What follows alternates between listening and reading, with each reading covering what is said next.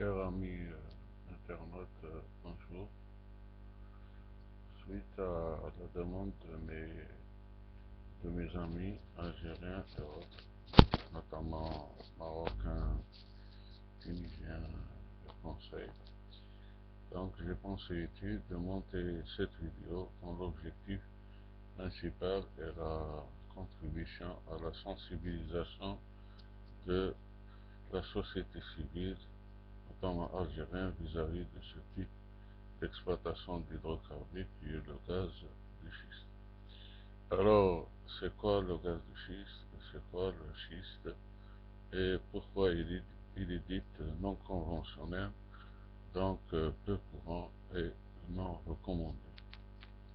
Donc, à cette question et à d'autres que j'essaie de, de répondre, notamment par rapport à la définition et l'historique de l'exploitation du gaz de schiste, les techniques et méthodes de son extraction, les aspects économiques et enjeux géostratégiques, les risques et effets sur l'environnement, l'impact sur l'eau, l'air et la santé des populations, la consommation de l'eau, les risques sismiques, les intérêts antagonistes et lobbying connus à travers le monde.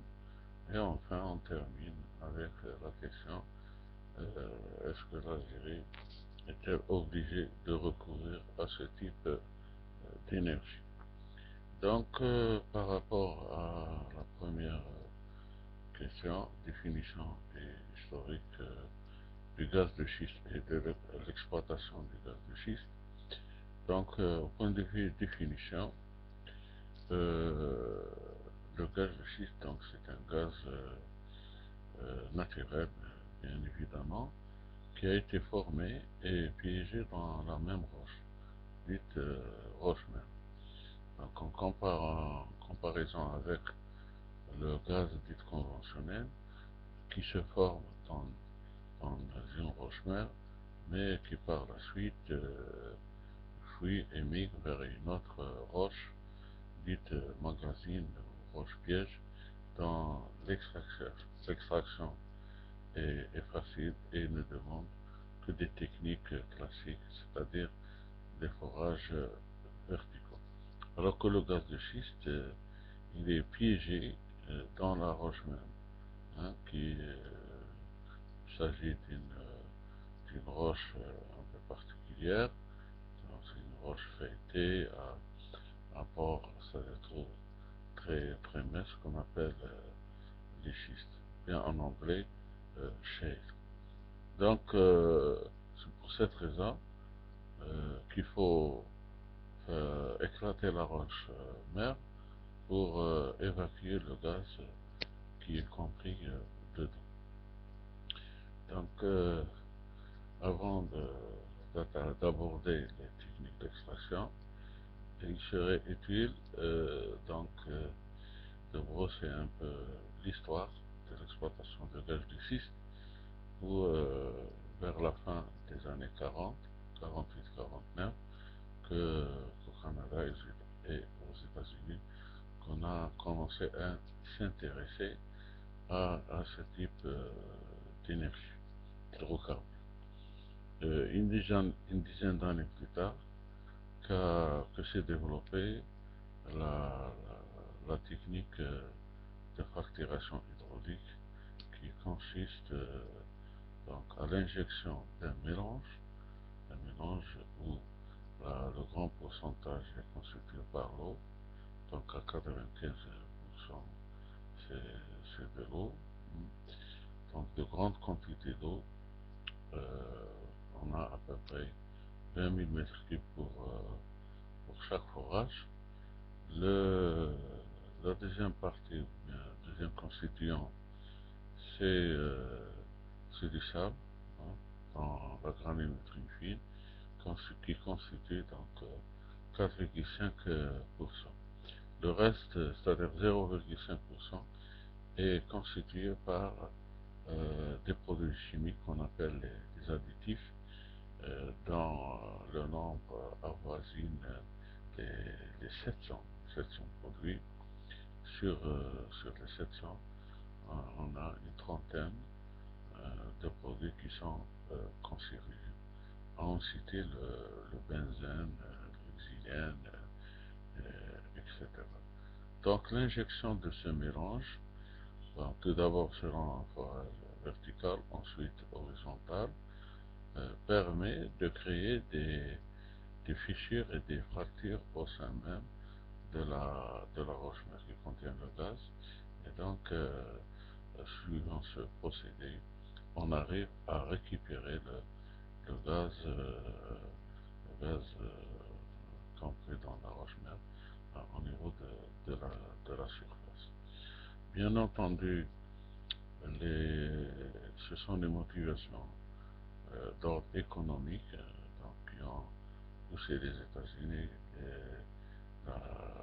le Canada et l'Europe qui n'ont pas sur leur sol donc, de gaz conventionnel. Alors que d'autres pays comme la Russie et l'Algérie qui ont non seulement le gaz de schiste, mais ils ont le gaz conventionnel. Et donc c'est à cet effet que s'est créée une certaine dépendance donc, des États-Unis, de l'Europe, du Canada envers des pays producteurs de gaz naturel.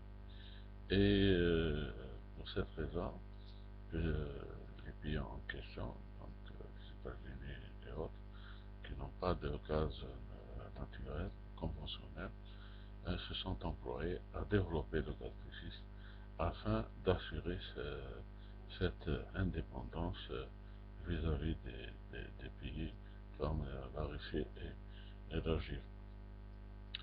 Pour ce qui est des risques effets sur l'environnement, donc nonobstant des accidents d'équipement, dans des explosions, etc., il y a tout un listing de risques connus dans les fuites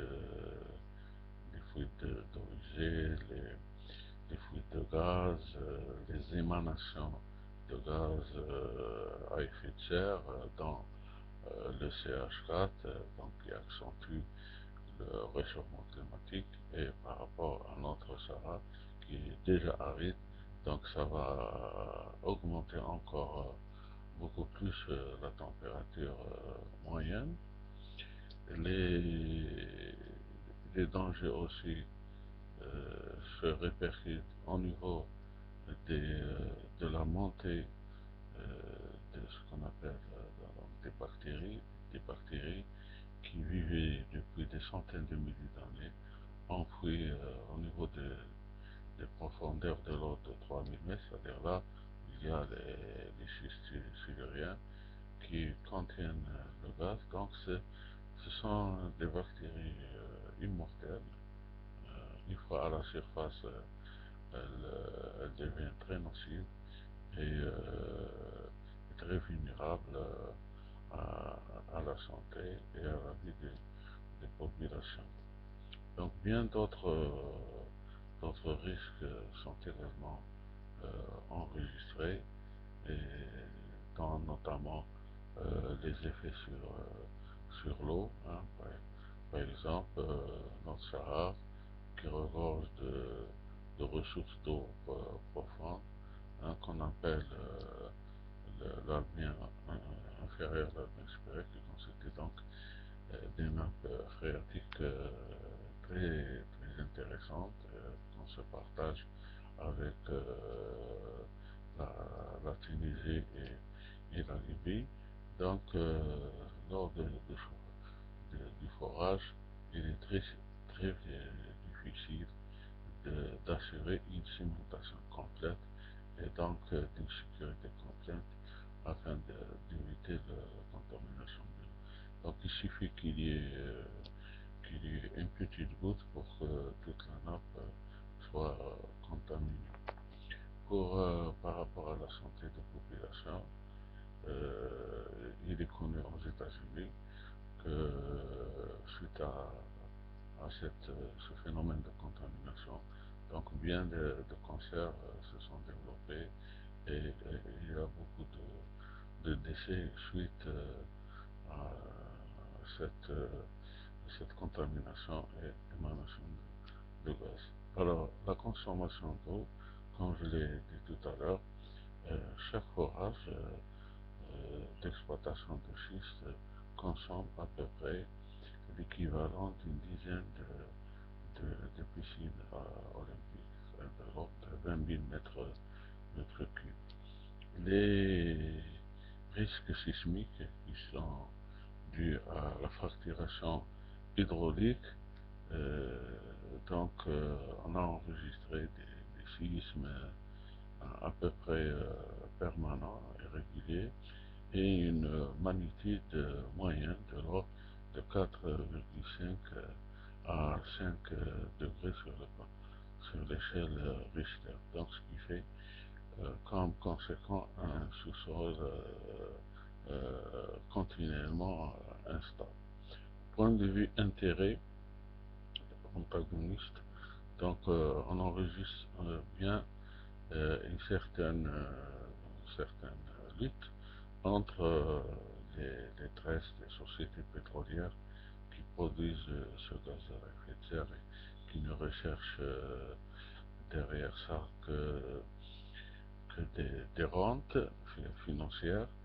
Et en face, on a des développements des ONG, des associations, notamment en France, qui ont permis l'arrêt d'exploitation des gaz de schiste et l'annulation des permis d'exploitation.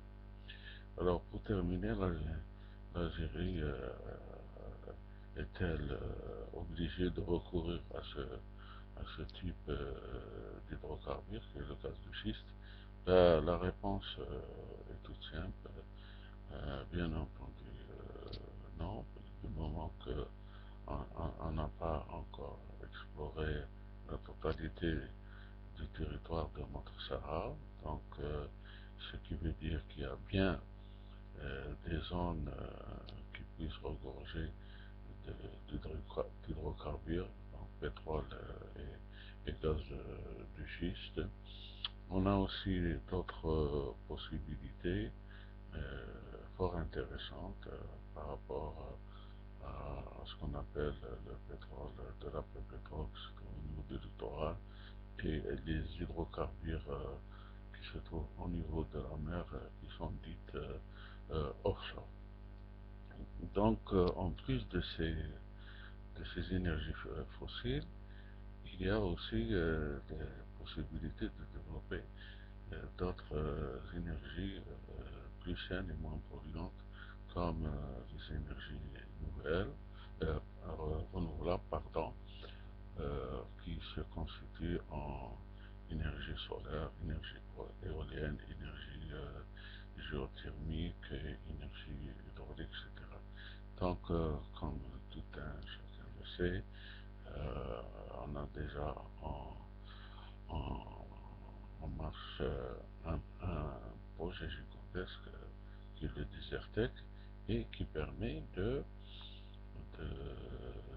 d'avoir donc de fortes quantités d'énergie qui est saine, hein, qui sont plus rentables par rapport aux hydrocarbures de schiste. Pour ce qui est de l'éolien, c'est-à-dire des actions du vent qu'on récupère pour en faire de l'énergie, effectivement, il y a des études qui ont été financées par du privé et qui ont permis de cartographier donc, des zones en Algérie où on a enregistré de fortes intensités de vent et des vents à peu près qui sont au niveau de toute l'année. Donc ce sont là des possibilités qui permettent d'éviter de recourir au gaz de schiste. Mais mes amis internautes,